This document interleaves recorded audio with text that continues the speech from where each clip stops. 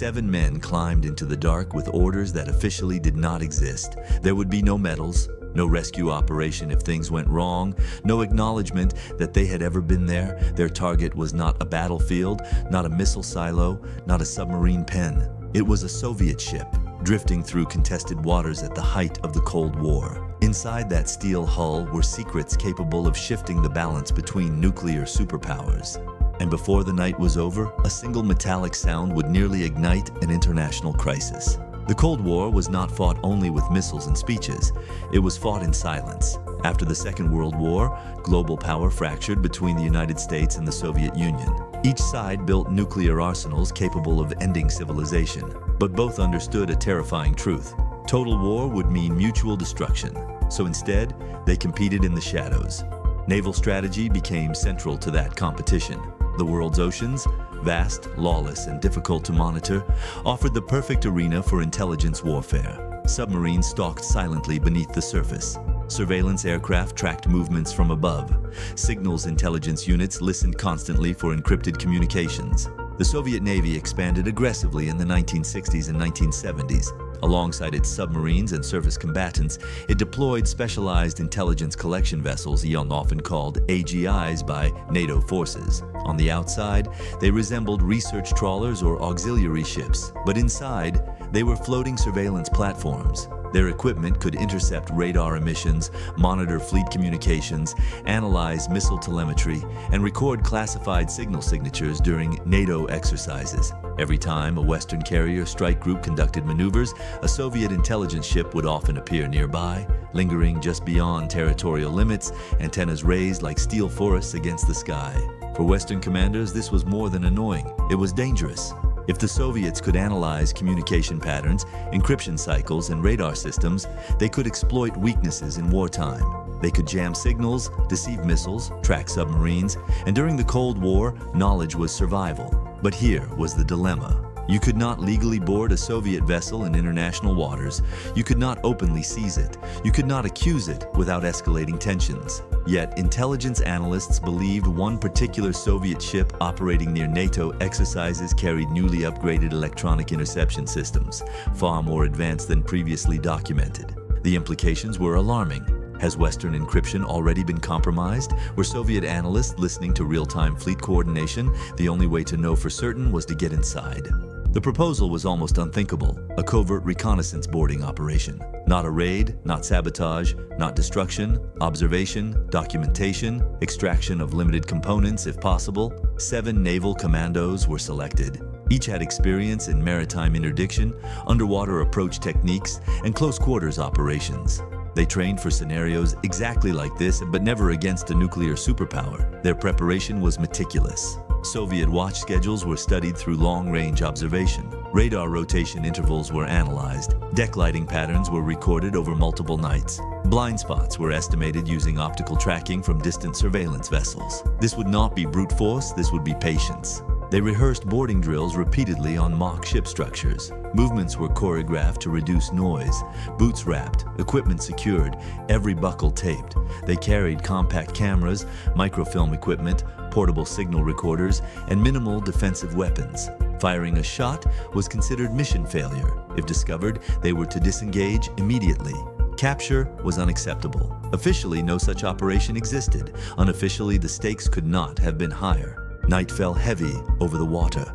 Cloud cover muted the moonlight, turning the sea into shifting black glass. Miles away, a Western submarine surfaced briefly, only long enough to deploy a rigid-hull, inflatable boat. The 7 commandos descended silently into it. The engine was kept at the lowest possible output, barely a whisper over the waves. The Soviet ship loomed in the distance, moving at a slow, steady pace. Through binoculars, its deck lights appeared minimal.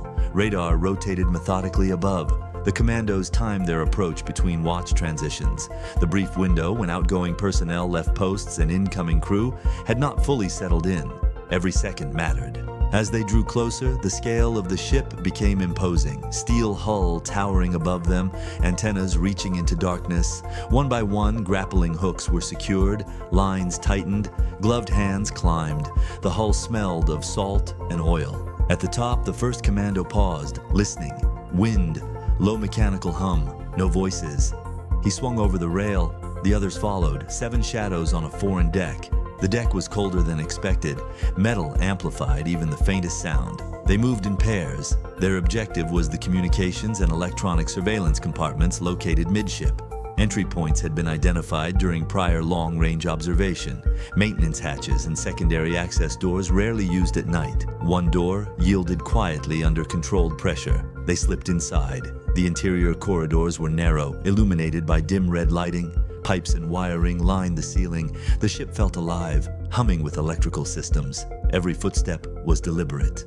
They passed storage compartments, crew quarters, and technical spaces. Somewhere above them, Soviet sailors slept or stood watch, unaware that foreign operators moved through their vessel. They reached the communications compartment. Inside were racks of equipment, signal analyzers, encryption units, recording devices, oscilloscopes flickering softly.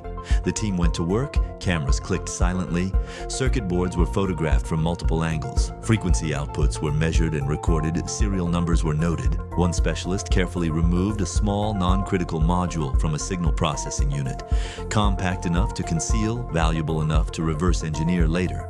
Time compressed. Every minute increased the risk of detection. The team leader signaled 2 minutes remaining, then came the sound. One specialist carefully removed a small, non-critical module from a signal processing unit, compact enough to conceal, valuable enough to reverse engineer later. Time compressed. Every minute increased the risk of detection. The team leader signaled 2 minutes remaining, then came the sound. It was small, almost insignificant.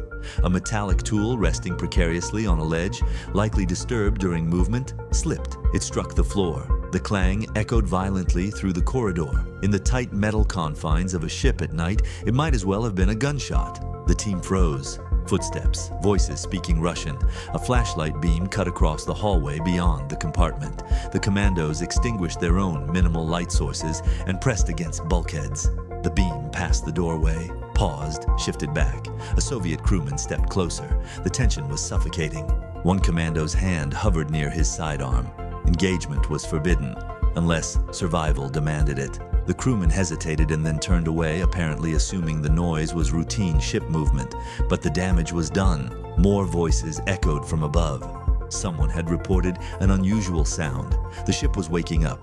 The team leader made the decision instantly: exfiltrate. They retraced their route at controlled speed, fighting the urge to sprint.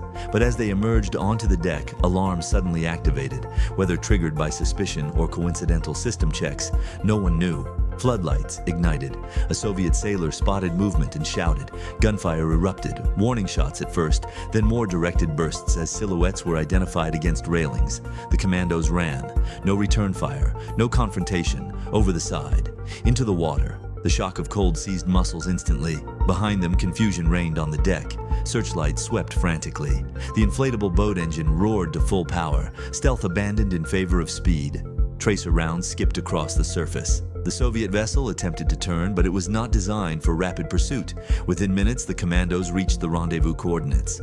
The submarine surfaced just enough. One by one, they were pulled aboard. The hatch was sealed. Ballast tanks flooded. They disappeared beneath the sea. Above, the Soviet crew transmitted urgent signals.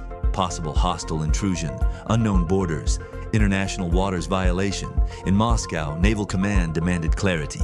In Washington, there was silence.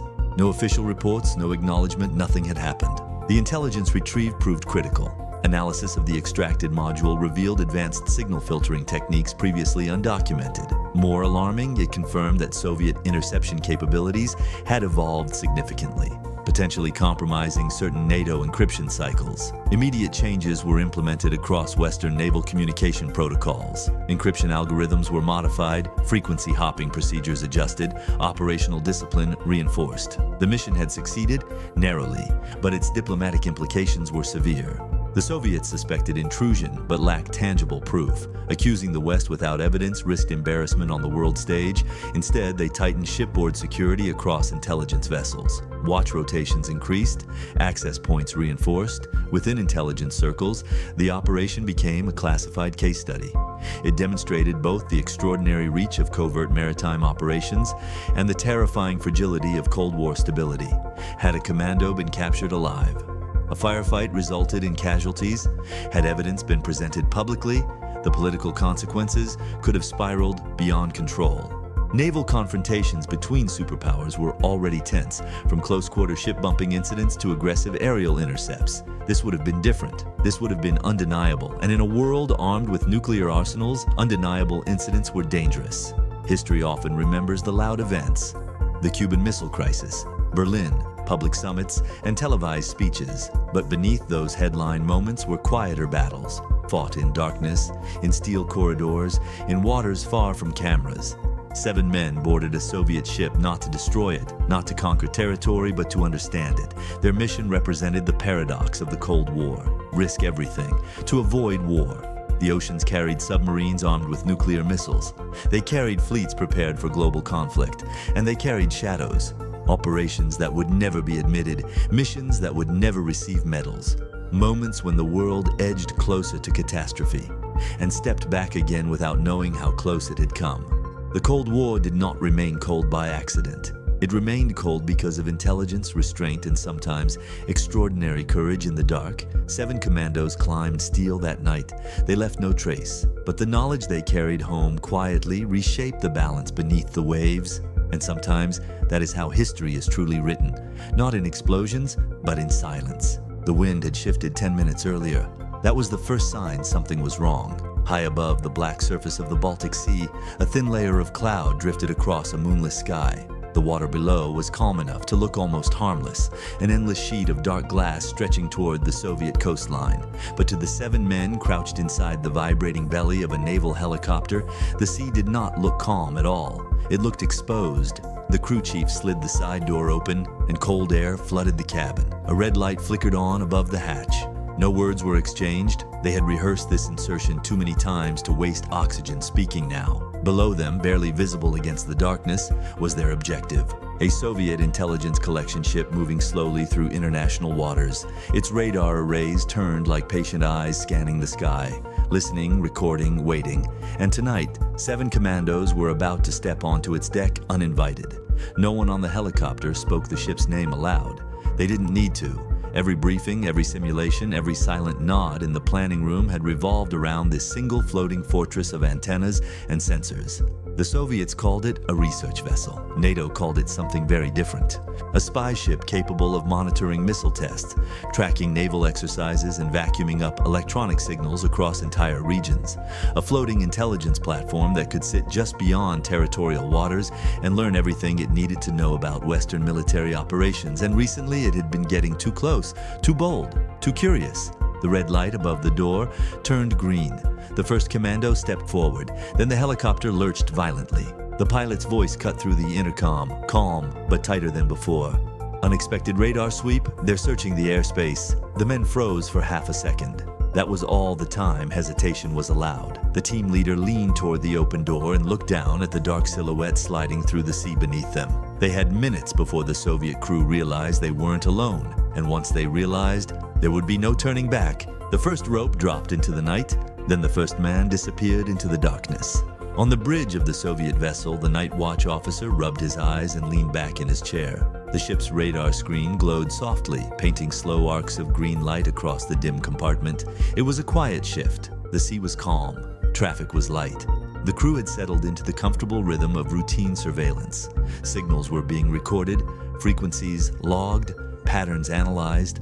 A normal night in a silent war. He did not know that a helicopter was hovering above his ship. He did not know that ropes were sliding down toward his deck. He did not know that within minutes, the most dangerous moment of his career would begin. The second commando touched down silently on the steel deck, crouched low, and moved aside to make room for the next. The helicopter stayed just high enough to avoid the ship's superstructure, its rotor wash swallowed by the wind and the ocean. One by one, 7 figures materialized out of the darkness. They moved quickly, deliberately, hugging shadows cast by radar towers and antenna arrays. Their boots made almost no sound on the metal surface. Their weapons remained slung and ready. But the mission was not about firepower. It was about access. Inside the ship were rooms filled with equipment NATO analysts had spent years trying to understand. Receivers, recorders, signal processors. Technology that listened to the electromagnetic heartbeat of entire fleets. If they could reach the right compartments, they could photograph it, map it, maybe even seize critical components. A brief window of knowledge in a long war of secrecy. The team leader raised a gloved hand. Hold. They froze. From somewhere below deck came the faint metallic clang of a door closing. The ship was awake, not alarmed, but awake. The clock had started ticking. Below the deck, the Soviet communications officer frowned at a faint spike on one of the monitoring panels. It was small, easily dismissed as interference or equipment noise, but it lingered long enough to make him lean closer. He adjusted a dial, the signal vanished. He shrugged and made a note in the logbook. Outside, less than 20 meters away, foreign boots moved silently toward the communications compartment. The Commandos split into two teams. One moved toward the bridge and communications center. The other headed for the electronic intelligence compartments deep inside the vessel. Their rehearsals had been precise, their intelligence briefings detailed. They knew the ship's layout as well as anyone who had never actually stepped aboard could. But rehearsals never include the smell of diesel and salt, or the subtle creak of metal shifting beneath the ocean's slow pressure, or the awareness that every second increases the chance of discovery. A door loomed ahead, locked. The breacher stepped forward, produced a compact cutting tool and pressed it against the metal seam. Sparks burst outward in tiny bursts of white light, brief, controlled, but bright enough to feel dangerous. Every spark was a risk, every second a gamble. Then the lock gave way. The door opened. Inside, rows of equipment glowed softly in the darkness. Banks of receivers, oscilloscopes, recording units humming quietly like sleeping animals, the heart of the ship's intelligence mission. And for a brief moment, the 7 Commandos had it to themselves. Halfway across the ship, a Soviet sailor stepped onto the outer walkway for a cigarette break. He never saw the helicopter, but he did notice the rope, swaying gently in the wind. His brain took a second too long to understand what he was looking at. Then the alarm began. The silence shattered. Klaxons screamed through the corridors. Red lights pulsed. Doors slammed open as sailors poured into passageways in confusion and disbelief. Foreign forces, on board. The word spread faster than orders. On the bridge, the captain stared at the alarm panel in stunned silence. For years, his mission had been to observe, to listen, to gather intelligence from a safe distance beyond borders. No one had prepared him for the moment when the war would step onto his deck. "Seal all compartments," he ordered, voice steady despite the shock. "Find them." The hunt had begun. Inside the intelligence compartment, cameras clicked rapidly as the Commandos documented everything they could. Panels were opened, components photographed, serial numbers recorded, data reels bagged and tagged. They had trained for speed, but speed now had a deadline. Boots thundered in distant corridors, voices shouted in Russian. The ship was waking up. This mission had never been about destroying the ship. It was about something far more valuable, understanding it. Throughout the Cold War, intelligence collection ships had become floating ears in contested waters.